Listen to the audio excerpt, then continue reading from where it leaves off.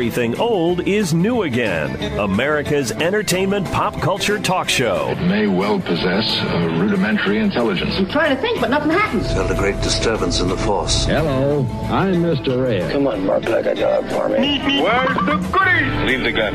Take the cannoli. I bet you wouldn't have done anything like this if Mom and Dad were here. You filthy criminal. Excuse me while I whip this out. Go ahead. Make my day. Here are your hosts, Douglas Viviani and David Cohen.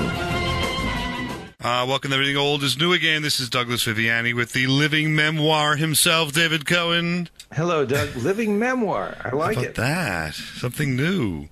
Call you something new every show. I try to anyway. I try to be somewhat relevant. And this week we are continuing. I will look at movies that shaped our lives. In other words, we grow up as we do, and we watch movies as part of our growing up process, I guess we would say, and at some point they may influence us and have some kind of, I don't know, development of our personality or have some effect on the development of our personality. Is that sort of what we're doing this week, David? I think it is. How it shaped us as people growing up. And why? And certainly we're just talking about ours, but I guarantee you these are going to ring a bell for you, and they're going to maybe, get you thinking about what movies you enjoyed, growing up and how they affected you. And if you feel like communicating with us, we're here, open, ready to hear from you. Everything Old is New Again. Just go to oldnewagain@AOL.com and send us a note, oldnewagain@AOL.com. Meanwhile, let's start off the day with one of my favorites. Very interesting. This would be on every New Year's Eve early at like 8 o'clock. It was a 3-hour extravaganza, and I couldn't let this go. Here we go. Ben-Hur. Oh, you can break a man's skull, you can arrest him, you can throw him into a dungeon. But how do you control what's up here? How do you fight an idea? You ask how to fight an idea. I'll tell you how. With another idea. This is the day, Judah. It's between us now. Yes, this is the day. But I've heard of a young rabbi who says that forgiveness is greater and love more powerful than hatred. I believe it. There we go, David Cohen. Now, listen, this is an extravaganza. This is a movie. Listen, Ben-Hur to me had action, love, thought-provoking themes. It was just the chariot rides, the look into Rome. I knew nothing as a kid. I don't know, when I saw this first 9, 10 years old, knew nothing about Rome and the chariot rides and the civilization itself, good, bad, or indifferent, all of that stuff. Charlton Heston, the gravitas of that really movie actor. He was just something else with that. And he did the 10 Commandments. It was amazing as Moses, right? I mean, you've seen that, right? Right, sure. Just the guy, and of course, Planet of the Apes. I mean, the guy was some piece of work. But anyway, the point is, that affected me for all those reasons and more. It was just such a spectacle. It made me think of movies as a real event. To see a movie and experience with other people, and I was watching with other kids, and we would, cheering on. And for the day, had some little gross, parts in there where the result of the chariot ride, and some blood and guts, and I mean, it had everything. And I didn't know what all that history was about, and the Jewish people and what they were going through. I knew none of that stuff, and it just it really opened my eyes to a whole new world of history, and all of what I just said. I just thought it was an amazing movie. David? So you saw it in a theater?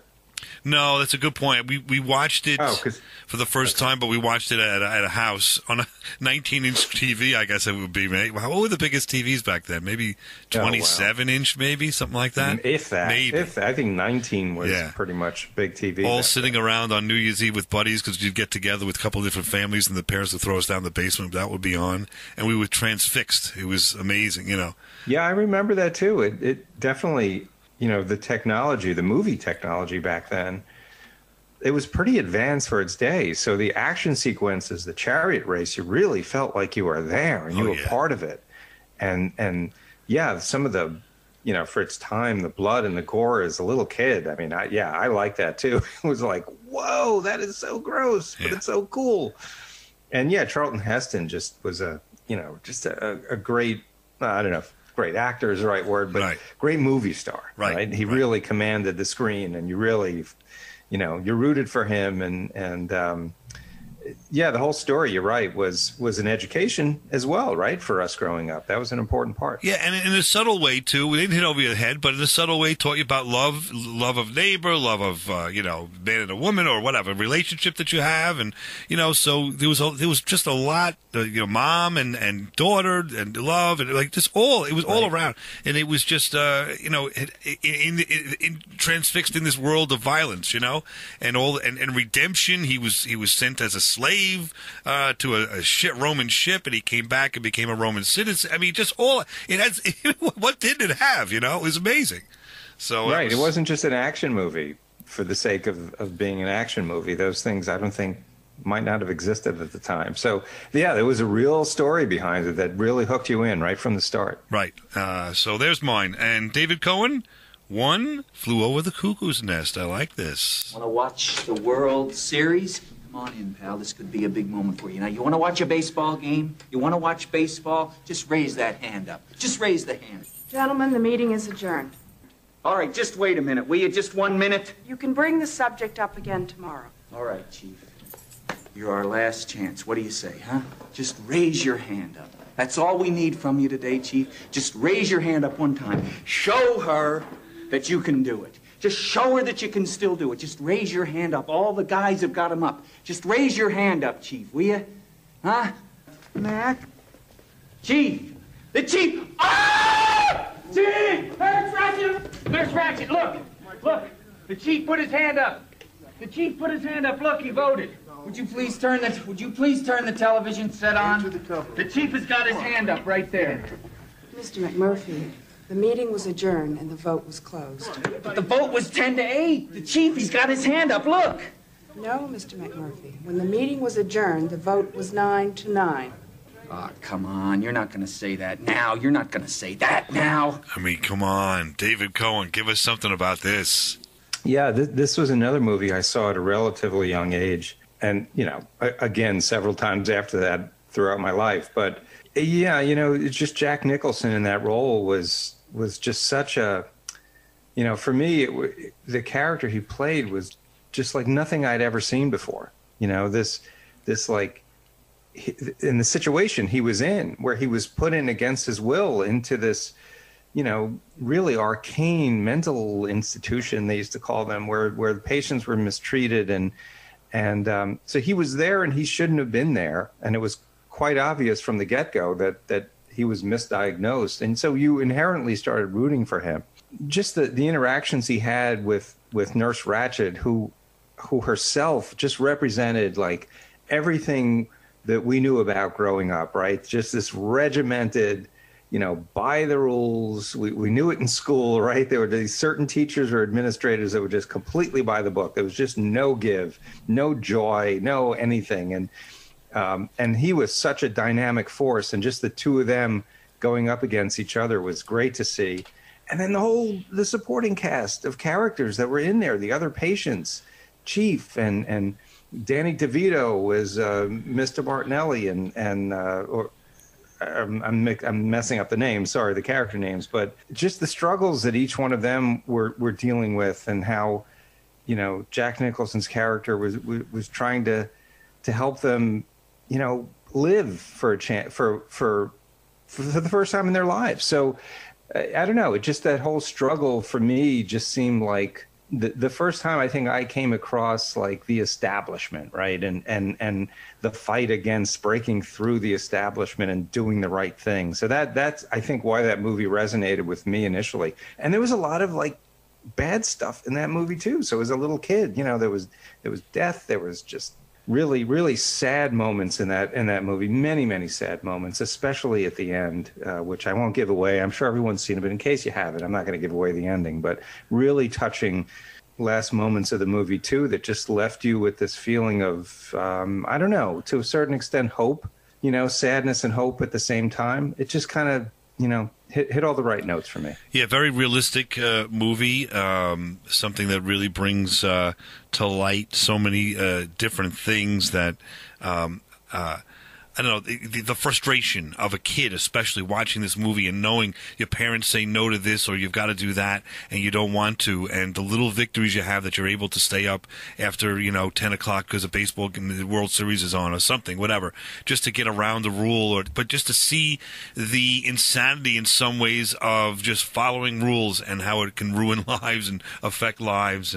And so as a kid, you really can relate to that, I think, on that level as well. And I related to the fear that these patients had, the fear of not wanting to speak up or to go against the grain. I felt that a lot. So I think that kind of touched a nerve with me as well. Exactly. And so to become an individual, you need to, really admire, and we did admire Jack Nicholson's character for sure. And unfortunately, we have to abide by the rules and stop here for a moment and come right back because we got some commercials. We'll be back right at this and everything old. Let's do again, talking movies that shaped our lives. They shape yours too? How about this one? You're listening to Everything Old is New Again, America's entertainment pop culture talk show with Douglas Viviani and David Cohen. We are going to die. X never, ever marks the spot. 10. X marks the spot. Come on. Meet me at Omar's. Be ready for me. I'm going after that truck. Oh. I don't know. I'm making this up as I go. I'm allowing you to tag along. So why don't you give your mouth a rest? Okay, doll? Snakes. Why did it have to be snakes? Asps. Very dangerous. You go first. Welcome back to Everything Old is New Again. We're talking all things movies that shaped our lives, and maybe they shaped your life. I don't know, but maybe you could kind of jump on board here and see what movies shaped your life and let us know. Old New Again at AOL.com. Old New Again at AOL.com. David Cohen, a little bit of Raiders of the Lost Ark. For me, when that came out, boy, how do we say this? The Saturday afternoon sort of adventure movie when the parents are away and at work and leaving you alone and it's raining out or something and you're watching this adventure movie with your buddies or your family members and the twists and turns and the mystery to solve and the archaeology. It was, to me, perfect movie, perfect fun movie. You tell me. Yeah, it really was. It was such a phenomenon when it came out, too. My God, it was like everywhere. You had to see Indiana Jones.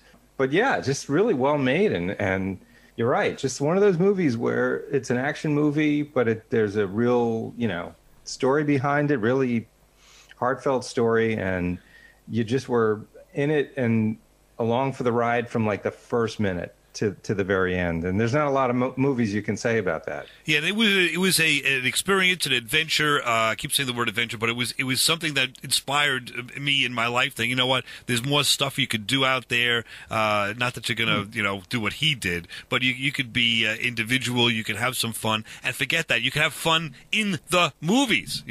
And by the way, man, did I want to talk to Karen Allen? I mean, that's the one I wanted to interview from that movie. And we did on Everything Old is New Again. How do you like that? She had some fun with us, I think. We were okay with her. No, She did. Next up is Harrison Ford, right? Exactly. That's next. He's going to promote something and spread the word. Come on. For Indiana Jones 6, which they are making now. All right. Are they really? They are. Wow. Let me rush through, not rush, but show another one of mine. Then we'll get to David's. This is no surprise, but listen to this. Lieutenant Savick was right. You never have faced death. No, not like this. I haven't faced death. I've cheated death. I tricked my way out of death. And patted myself on the back for my ingenuity. I know nothing. You knew enough to tell Savick that how he faced death is at least as important as how he faced life. Just words. But good words. That's where ideas begin. Maybe you should listen to them. Starship Enterprise departing for SETI Alpha 5 to pick up the crew of USS Reliant. All is well. And yet I can't help wondering about the friend I leave behind. There are always possibilities, Spock said. And if Genesis is indeed life from death, I must return to this place again. He's really not dead. As long as we remember it. It's a far, far better thing I do than I have ever done before. A far better resting place I go to than I've ever known. Is that a poem? Something Spock was trying to tell me on my birthday. You okay, Jim? How do you feel? Yeah.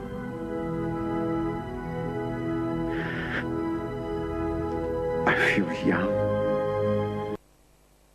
There we go. The little Star Trek Wrath of Khan took us down a road there. But the reason why I did that is there's more to, in my world, there's more to Star Trek than just shoot-em-ups and stuff like that and aliens. There are sometimes messages, there are sometimes pointers, hints to help you get through life a little bit there, and life and death, and how to struggle through and remain young no matter what age you are.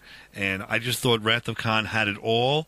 I thought also it was a movie that brought back the franchise that I loved so much as a kid, that then finally it became a rebirth for this franchise. So, and I go to the conventions and many of the years, and we've interviewed so many Star Trek people, and I don't know, I just had an interesting. We've had Walter Koenig from that movie, by the way, on the show, and we've had the writer director Nicholas Meyer has been on our show. So all of that wrapped up into a bow, it says to me that movie certainly affected my life and still is to this day. David Cohen. And did it affect your life because you were such a big Star Trek fan, and this was bringing the TV show back to the big screen? So it was more of like the excitement of that happening than the movie itself? Or no, that was the first. Combination? No, that was the first movie. Was that the excitement of bringing it back to the screen and all that? This one was redemption too, because the first one was not well received and not extraordinarily well done. So this one was, wow, we've gone back to, this is Star Trek, a story, a morality play, action, adventure, but also what's life like, what's death like, what do you deal with it, how do you deal with people when people are close to you pass away, how do you deal with growing old? It had a message. It was a little more than that at that point for me, and I think even to this day. Yep. So, I could see that. For sure. It was, when a beloved character like that, right, that we all grew up with, Spock, when he did what he did and passed on, it was tough to take. It felt kind of personal, right? Yeah. In a weird way. It was. It was also a tough blow because after all 10 years of waiting for the show to come back in some incarnation, and then seeing the first movie and being a little disappointed, and then finally them getting it right, and then after they get it all right, he's gone. This might be the end of it all. Holy smokes. Are you kidding? All right. How about North by Northwest? You listen to me. I'm an advertising man, not a red herring. I've got a job, a secretary, a mother, 2 ex-wives, and several bartenders dependent upon me. And I don't intend to disappoint them all by getting myself slightly killed. Has anyone ever told you that you overplay your various roles rather severely, Mr. Kaplan? The moment I meet an attractive woman, I have to start pretending I've no desire to make love to her. What makes you think you have to conceal it? She might find the idea objectionable. Then again, she might not. Apparently, the only performance that'll satisfy you is when I play dead. In your very next role, you'll be quite convincing, I assure you.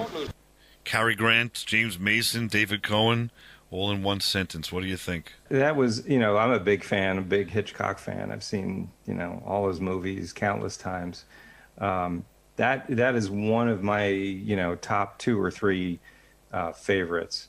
And Cary Grant, let me tell you, he was not just he was really a great actor, but had that charisma, right? Had that movie star thing, which I don't think you see much anymore, where, whatever he was in, you wanted to see it because he was just such a cool, classy guy, and, you just loved him. And put in this particular situation, this case of mistaken identity and suddenly running for his life in a great Hitchcock thriller of a movie from start to finish, was great. And his, I think it was Eve Marie Saint, I think was the other was the love interest or actually the spy in the movie. Just the chemistry that they had as well. And the action scenes were great for a Hitchcock movie, too. I'll never forget, when he's in that open field and the airplane starts stalking him and coming after him. And just the camera angle, just the way it was shot, really put you in the middle of it. And you felt that fear and that impending danger. And then the truck exploding. And for its time, that was a real high-tech thing. And I remember seeing it in a theater at some point. And the explosion of the truck, for the time the movie came out, was pretty intense. And I didn't realize that until I saw it on a big screen. So it had all the elements of a great Hitchcock movie. Why it had an impact on me, I don't know, other than because I think it symbolized for me just the genius of storytelling that Alfred Hitchcock was known for, and how to build suspense, in that way that I don't think anyone's really ever been successful at, to build the suspense and keep your interest, and then have the story take twists and turns. I mean, he was great at it, and to me that was sort of the quintessential film. And so I think something also that might be lost in some way is storytelling. You need to establish the foundation first. You need to establish who these people are that are involved in this story and sort of care about them, or not, depending upon what your goal is here. But you've got to introduce backstories and what their motivations are and who they are and what they're from. And some movies now, it's just like we just get right to it, like 5 minutes in, all of a sudden, whatever it is happens, and you get to know the characters through this adventure or problem they have, whatever, and it's not the same.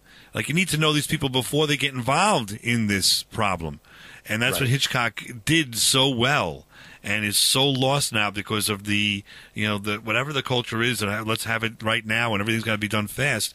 I wonder, will and do Alfred Hitchcock movies translate to the youth today? I'm very curious to see if somebody, maybe I'll throw it to my daughter or your son.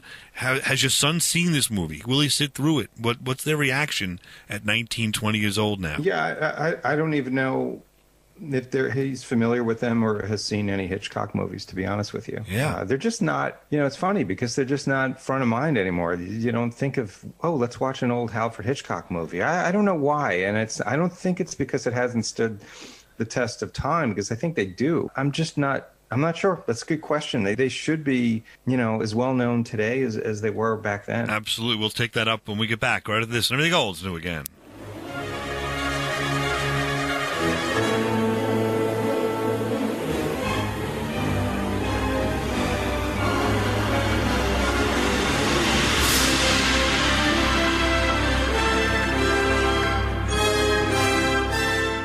Flight 209er, you are cleared for takeoff. Roger. Huh? LA departure frequency 123.9er. Roger. Huh? Request vector. Over. What? Flight 209er, clear for vector 324. We have clearance, Clarence. Roger, Roger. What's our vector, Victor? Can you fly this plane and land it? Surely you can't be serious. I am serious. And don't call me Shirley. Welcome back to Everything Old is New again. David Cohen, Douglas Viviani, talking movies that influenced our lives. That's Airplane, I believe 1980, sorry. David Cohen, that's your pick. What's up with that? Oh, it is my pick. I was wondering if that was my pick or your pick. Yeah. Look, there are things in that movie I think that might be a little objectionable today, but for the most part, I think that still stands up as a really, really, really funny movie. And I saw it fairly recently with my son, and he was laughing along too. I mean, there were just so many one-liners. It's a little reminiscent of the old Marx Brothers movies. I mean, a lot of quips and plays on words, but they just took the whole concept of the time. And just to step back for a minute, when that movie came out, there was a whole genre of disaster movies, right? So this was really a spoof on a disaster movie. And this one was sort of a take on that, but a funny take, and was just so absurd and over the top. I just loved it. There were so many one-liners. I remember when that movie came out that to this day I still quote. I still walk into someone's room, like my son's room, or into the bedroom where my wife is. I open the door and I say, "I just want to say good luck. We're all counting on you." which is not a famous line from the movie, but it just, as the plane was crashing, he just kept opening the door to the cockpit and just saying the same thing over and over. It was hilarious. So I think it just touched me on a it was my kind of humor, which I liked. And I liked the risks. They took a lot of risks with this movie. Like I said, some of the jokes were really off color, and I don't think would be considered too funny today. But at the time, it really pushed the envelope, I think, and was just, I consider it like a rip-roaring comedy, and that's why I think it had such an impact on me. Now, have you ever heard of a movie called 0 Hour from 1957? I have not. Do you have any thought? Do you think, well, where did they get the story for Airplane from? Do you think, in other words, do you think it was an original story? Was it a revamp of other stories? Was it a mishmash of putting some of these old Airplane movies together? No, I thought it was like a takeoff on there were a couple of those movies that came out, like Airplane 75 or Airplane 77. They were all about planes going down. I thought that's what they were making fun of. I think I may blow your mind right now with this clip. Okay. A minute and a half. Listen to this. All right. Remember, now you're hearing in this clip, some clips are from Airplane, and some are from a movie called 0 Hour, 1957. Because of my mistake. 6 men didn't return from that raid. I haven't felt this awful since we saw that Ronald Reagan film.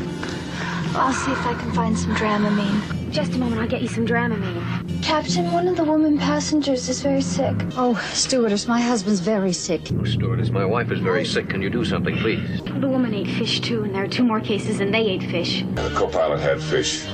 What did the navigator have? He had fish.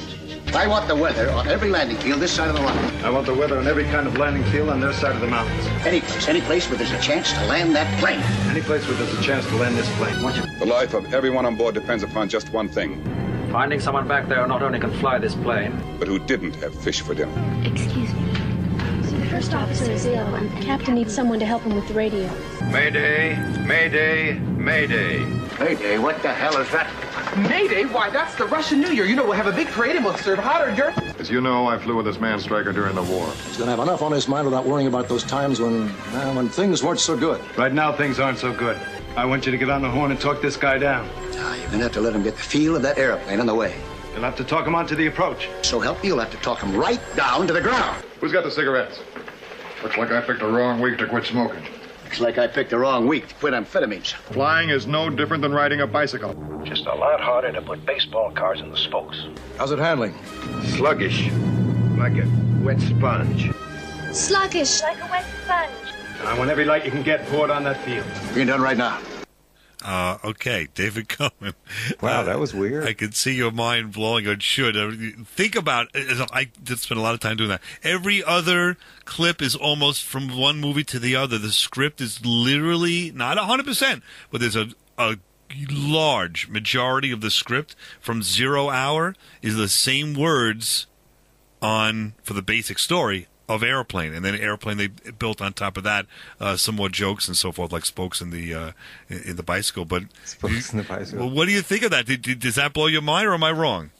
Yeah, no, that blew my mind. Was the original movie like a straight side of drama, or was it a spoof itself? 1957 drama film starring Dana Andrews, written by Arthur Haley and some others that we're not familiar with. Right. So it was a real movie that was basically a disaster movie. So obviously it was an intentional lift from that movie, right? It's literally the same exact story and lots of the same exact words, down to the words. Looks like it's the wrong week to quit smoking. Right. But it's funny how you take one serious take on it, and then Airplane took a funny take on it. So how you can build on from there, you know. It's only 23 years later. They had to, there should be a book on this, they had to have obtained permission from 0 Hour creators, whoever owned the copyrights to 0 Hour, to do this, because they lifted the budget of the budget. They lifted the words. How did you make that connection? Did you see it somewhere, or? I went ahead and did some research on Airplane, and as I was researching it, this came up. I never knew this myself until researching this show. Did anyone, the producers or the writers of Airplane, ever acknowledge this other movie? I've not seen interviews. I looked for a lot. They've not seen interviews from them acknowledging it. They may have acknowledged it professionally and behind the scenes, whatever, but it's not out there. No one knows. I will guarantee you 99% of the people listening to this show do not know that Airplane is based upon 0 Hour. And by the way, if you could put script next to each other, I'd say at least 50% of the script, if not more, is word for word the same movie. How about that? Nice, very nice. Throw that at you there. Okay, so there's, while we're on this theme of the disaster movie, here's one of mine that I loved. We didn't ask you to fight for us! But damn it, don't fight against us! Leave us alone! How many more sacrifices? How much more blood? How many more lives? Barrel wasn't enough! Acres wasn't! Now this girl! You want another life? Then take me! You can make it! Keep going! Rogo! Get them through! Who's doing all that screaming? Do you know the movie, David Cohen? No, I'm not familiar with it. Poseidon Adventure. That was Poseidon Adventure? Yeah, the end. Gene Hackman getting them through right towards the end of the movie. Oh, okay. I was saying there's a lot of yelling going on. Yeah, he's hanging on that spigot to turn the spigot off, to turn the steam off. Okay, right. I don't know why this affected me so much. I was 11 years old. I saw it in a movie theater. I have a pretty good idea, but go ahead. Yeah.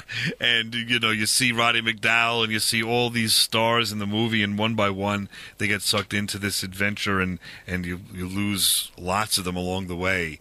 And the hopelessness of it, and being upside down in a cruise ship, and there's a kid in there that I related to for sure. He was just about my age, and just experiencing that was the only time that I can ever remember in my life, this is just me, where I was so uptight going to bed that night that I had to sneak into my parents' room and sleep with them that night. The only time in my life. So whatever that means, it really had an effect on me as a kid, of life and death, it was, I would say, almost inappropriate, because it was really affecting me that way. Like, wow, there's death coming up for all of us here, and it could be sooner than you think. I don't know. There's hope in all that as well, but that was what I saw. What do you think? There's definitely hope in it, right? But like the theme song, right? There's got to be a morning after. Correct. That was a really intense movie. I mean, especially for a little kid. Just from they showed the wave approaching the boat. And by the way, this is like way before Titanic. Oh, yeah. Right? Yep.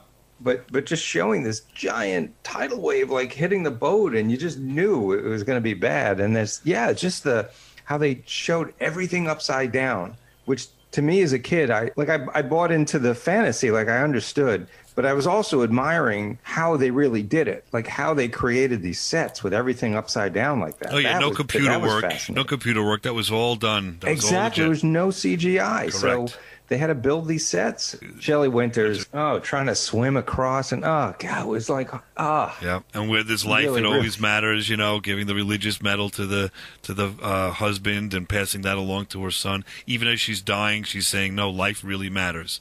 And so really, really special movie, because it had more than just this action adventure. Again, you cared about these characters for so long. That tidal wave didn't come in till 20 minutes into the movie. And by the way, Leslie Nielsen, another ship that went down with Leslie Nielsen in charge. There you go. Just like Airplane. We'll be back right after this. Everything old's new again. This is Everything Old is New Again, America's entertainment pop culture talk show with Douglas Viviani and David Cohen. What do you do when you get stuck on a movie line with a guy like this behind you? Wait a minute, why can't I give my opinion? It's a free country. He can give you. You have to give it so loud. I mean, aren't you ashamed to pontificate like that? And the funny part of it is, Marshall McLuhan, you don't know anything about Marshall McLuhan's work. Really? I happen to teach a class at Columbia called TV, Media, and Culture.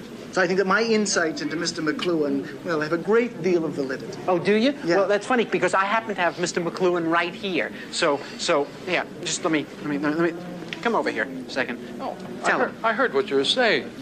You know nothing of my work. You mean my whole fallacy is wrong. How you ever got to teach a course in anything is totally amazing. Boy, if life were only like this. Sometimes it is on Everything Old is New Again, but for the most part, life isn't like that.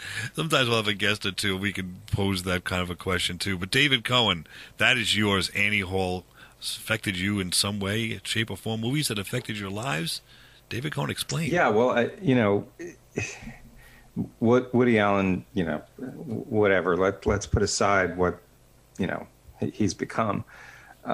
But, especially his early movies, it was just a different kind of humor, and it was a type of humor that I just related to. And Annie Hall, again, was just one of the best of the films that he did. I don't know, you related to him as just this underdog, this guy that just, kept trying to do the right thing and kept running into hurdles, and how he faced them. And that particular scene was so great. And I remember seeing it in a theater, not when it came out, but later on in like a revival, and how, the whole audience in the theater laughed at that because it's so true. And I have my own personal story, Marshall McLuhan's story, that actually happened to me in real life too. Go ahead. Let's hear it. Which I instantly thought about, but it made the movie even resonate more.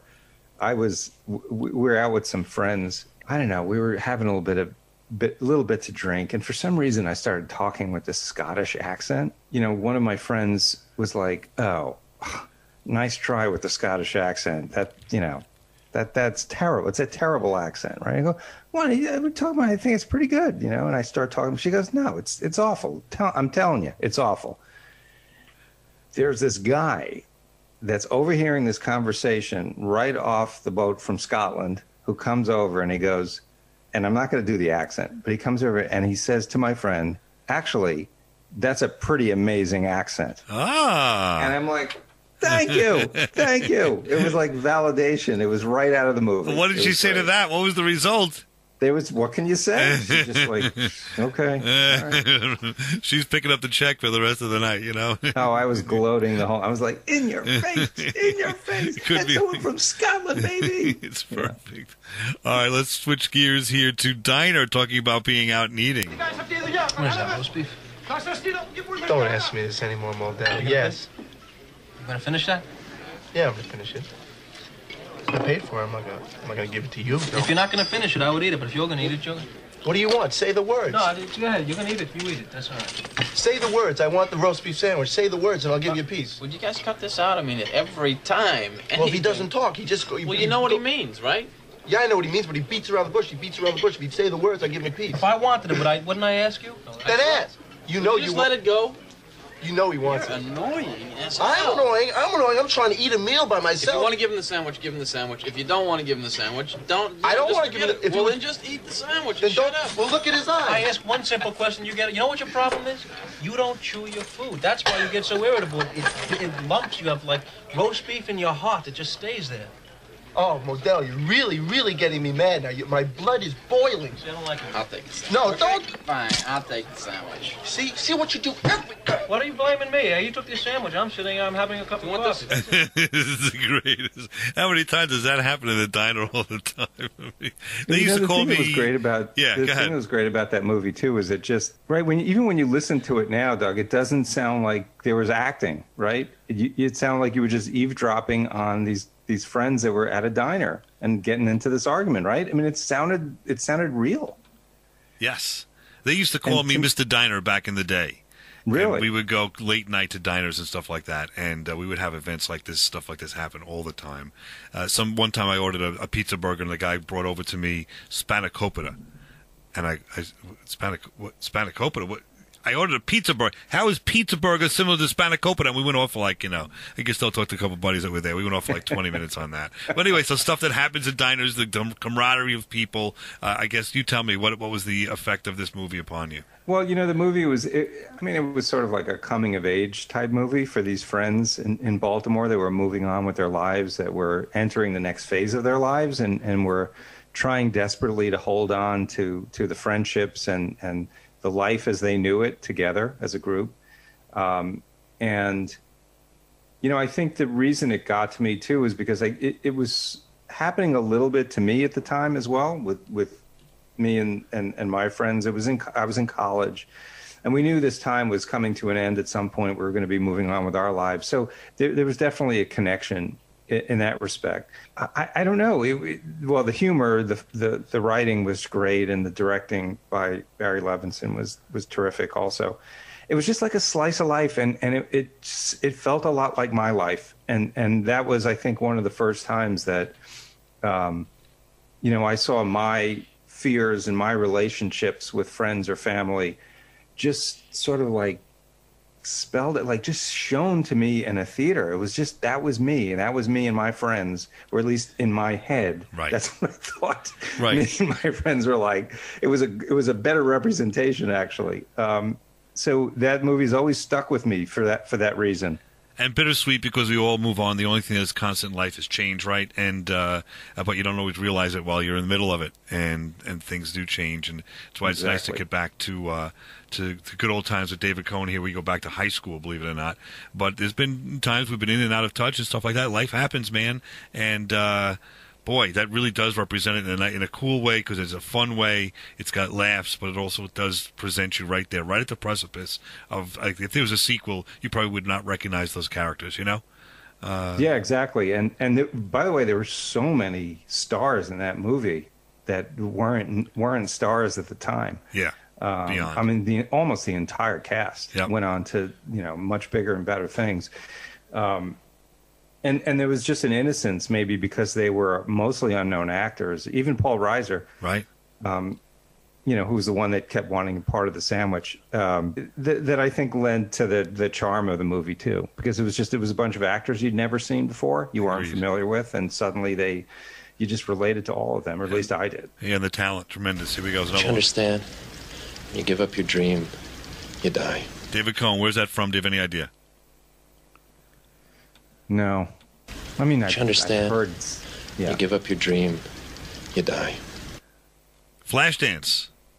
That's Flashdance. Now, I know that sounds bizarre and strange and odd, and why I'm mentioning Flashdance, because to me, on a small level, it does teach that lesson, or show the lesson of follow your dream, or, what else you're going to have. And without that movie, in some ways, it sounds way too grandiose, but in some ways, without that movie, there would be no Everything Old is New Again, because my dream was always to do this with David Cohen and have a radio show.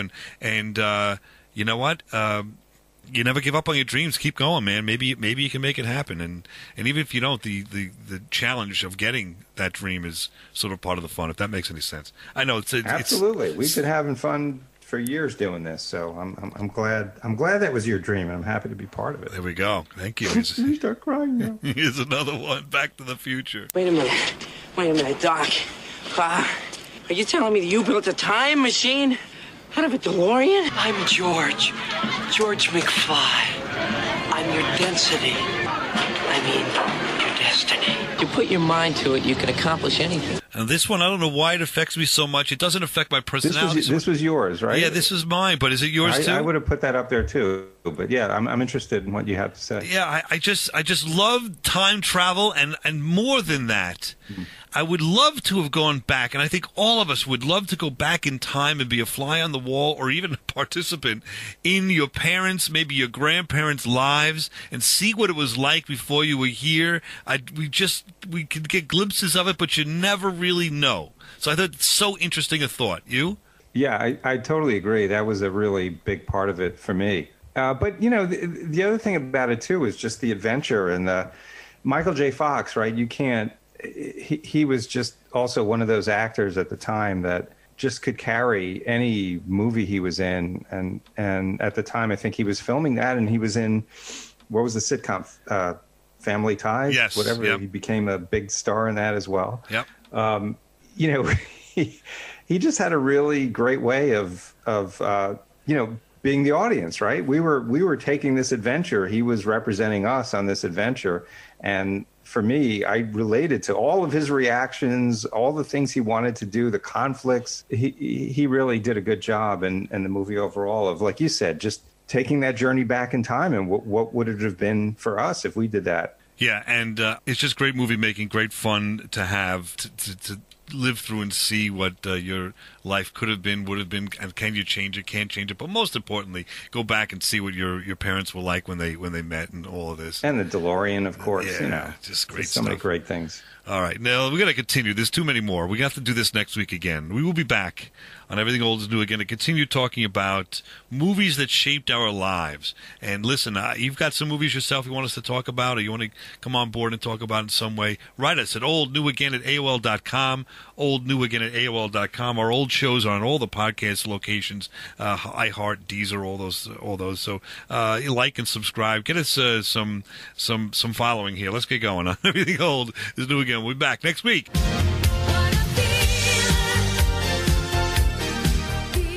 You've been listening to Everything Old is New Again, America's pop culture entertainment talk show. Find us on the web at everythingoldisnewagain.biz. That's .biz. See you next week. Same bat time, same bat station.